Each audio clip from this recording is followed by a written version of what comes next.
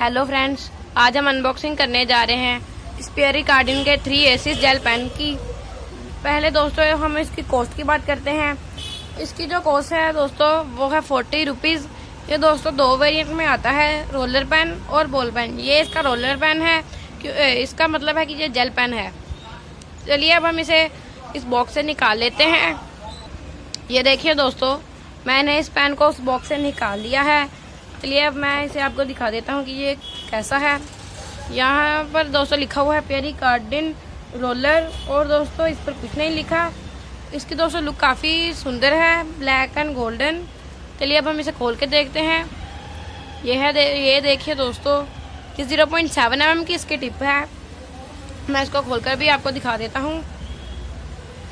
ये देखिए दोस्तों, ऐसा है इसका रिफल। यहाँ पे भी स्पेयरी कार्डिन ओपर सेरामिक लिखा हुआ है। चलिए अब हम इसे बंद करते हैं। दोस्तों इसको मैं आपको निकाल के दिखाता हूँ। चलिए दोस्तों अब हम इसे यूज़ करके भी देख लेते हैं। ये देखिए दोस्तों, अब मैं आपको इसे यूज़ करके दिखाता हूँ।